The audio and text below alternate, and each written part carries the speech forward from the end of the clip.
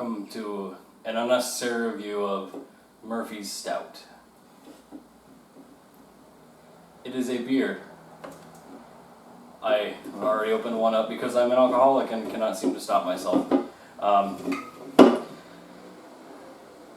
The first thing that strikes me about this can is how actually knockoffy of Guinness it is. Also, they use recyclable thing here. It's very nice. You know what? I'm gonna take a sip just to get us back into the spirit. Just a sip.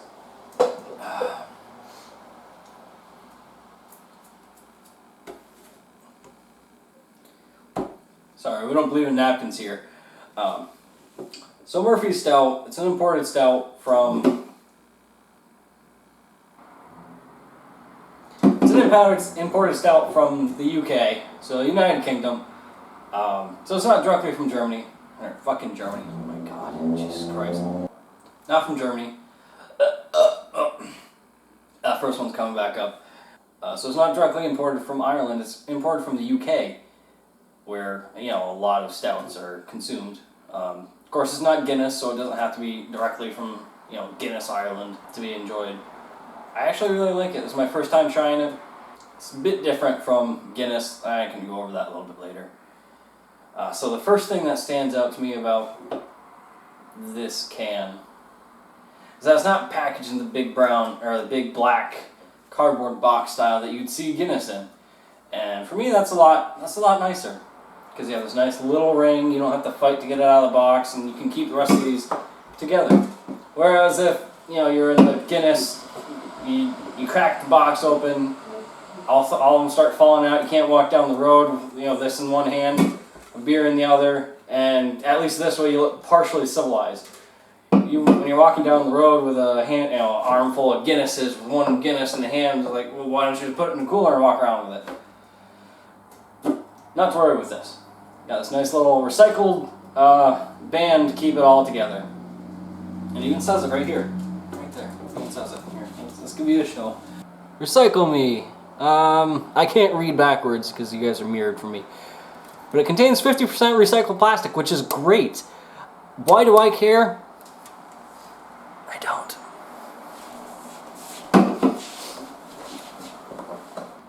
Continue on about these cans. First of all, it has instructions. Not like how to open it, but how to pour it, which is very important to stouts. If you don't like beer, if you don't like stouts specifically, you won't understand. But here, break off another one for you. Another thing is it comes out of these really nicely. I don't have to fucking pry it out and shake it all to hell.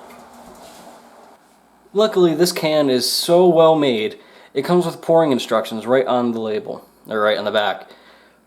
40 degrees Fahrenheit. Perfect drinking temperature. You can slug it down or enjoy it as is. 45 degrees, as should all perfect pours.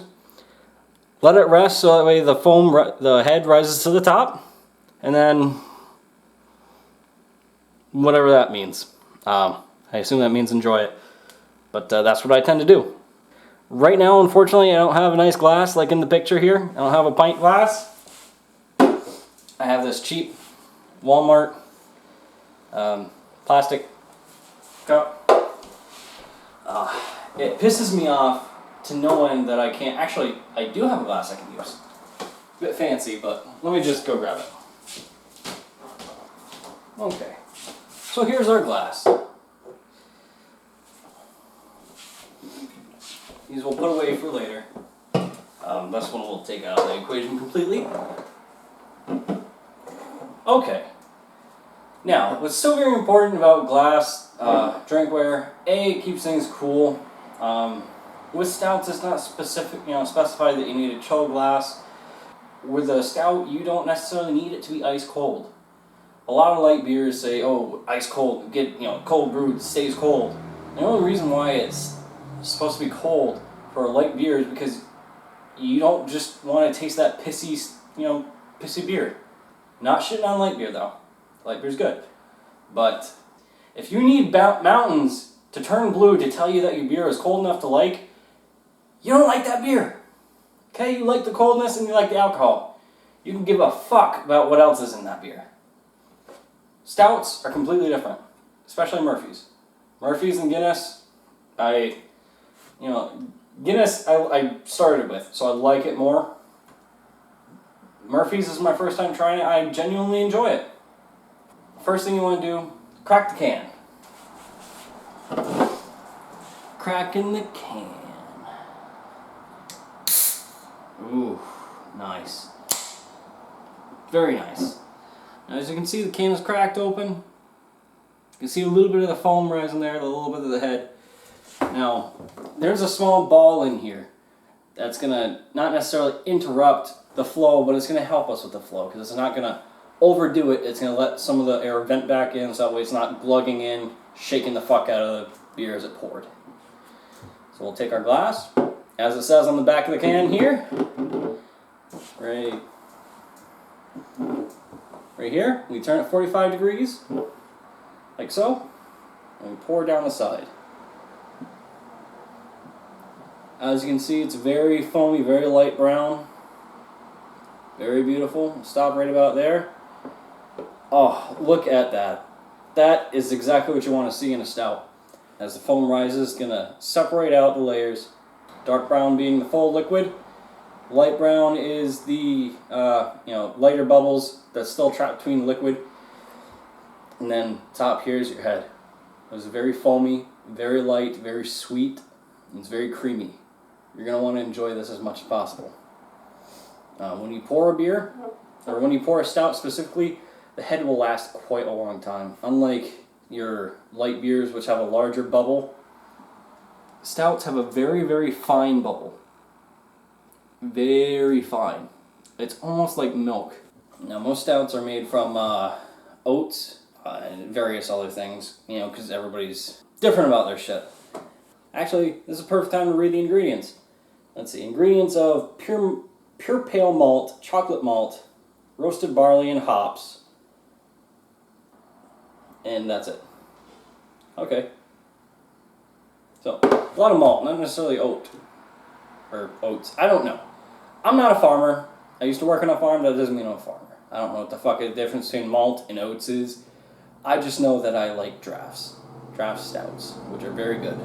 Matter of fact, we enjoy this. Let's talk about the taste and textures. Very coffee-like, very chocolatey, very earthy. When I taste this, it reminds me of an espresso drink, like macchiato or something. Because that aftertaste, that bitter aftertaste from the malts and the chocolates and everything that's dark tends to stick around. Unlike Guinness, where it, you get peak bitterness, and then as you go, it slowly dies down into the sweet, milky, almost oaty, nutty, delicious flavor that just lingers very slightly and is still refreshing. Murphy's Stout, not quite the same. Not saying that it's not refreshing, because it is. It is very refreshing. Especially on a day like today, it's hot as balls out. A lot darker. A lot more bitter than I expected it to be.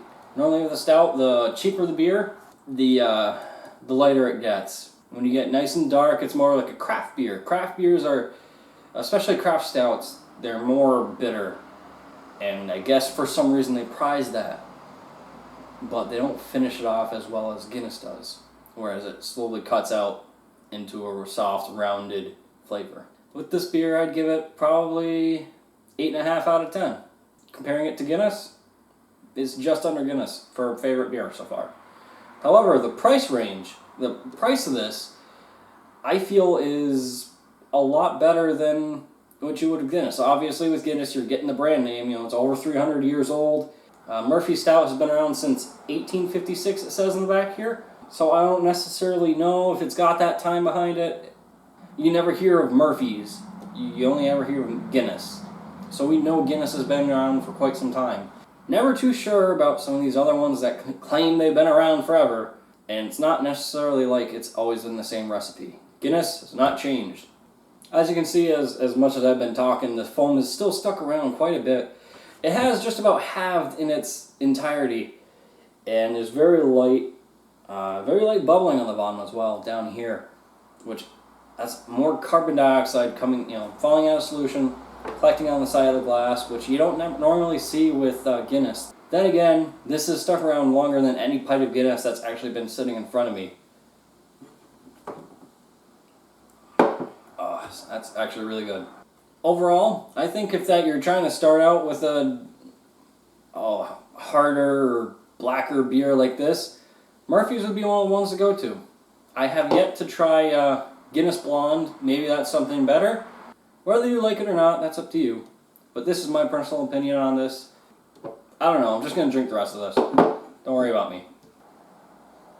There we go, look at that. Very earthy. Extremely earthy. But not in a bad way. Whereas Guinness's foam is nice and light, it's very, very sweet. But as far as this goes, this has been a very unnecessary review. Thank you very much for watching. Let me know if you want to see anything else.